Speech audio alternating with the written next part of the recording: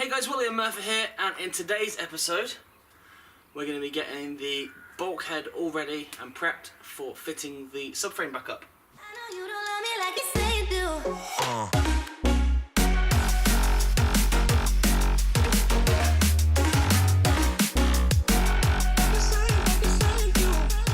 Hopefully you'll be able to cast your eyes back to when we removed the subframe. We just unbolted it, dropped it out, dragged it away. The mounts were actually okay, but I have purchased new ones, so the new ones are going to be going in their place. They have 2 bolts, which I have a new pack of bolts as well.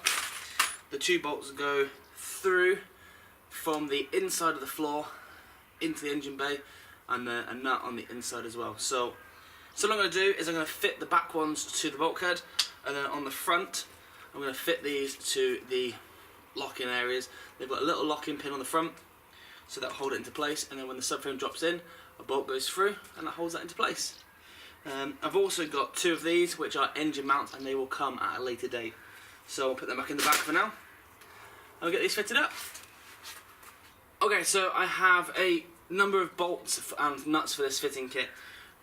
Half are longer, half are shorter. So basically I have 4 bolts each side for the rear subframe mounts, which are these.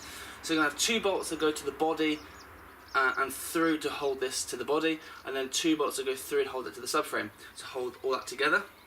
And then on the front I've got, for the teardrops, I've got a longer bolt and a shorter bolt as well. That'll hold it to the body and then also to the subframe.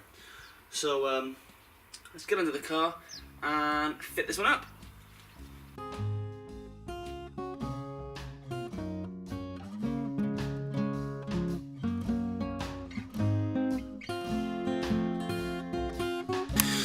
Okay, so you can see this is the old subframe mount I'm going to be replacing, and it's going to look like this eventually once it's done.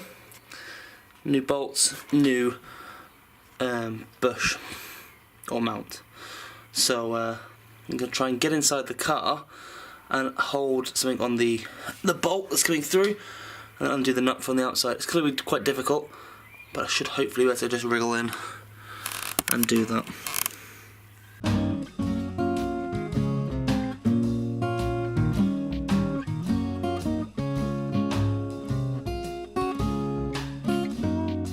That's now the back bolt nearly in, and this is done.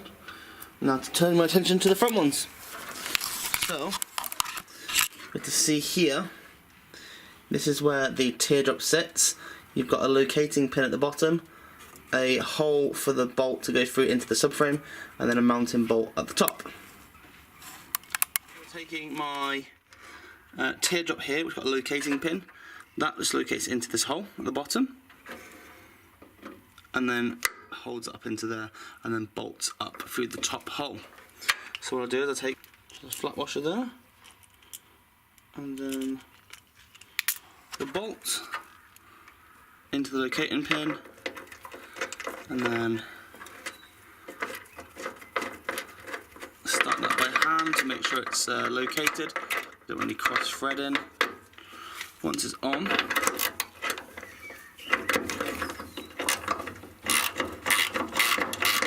can do that up. That's now tight, and then in here, in between the front subframe mount and the subframe, you can get some little packers to sort of space those out in case the subframe doesn't mount properly. But I'm happy with this, so I'm going to move on to the other side over here, which is a little bit cramped because I'm actually sat in the engine bay. Put that one there, and then we'll do that one up, and then we'll be done. Okay, so that's my subframe mount back here, and back here, and then here, and down here, all bolted up. Next job to do is to try and tidy up some of the piping, the wiring and everything.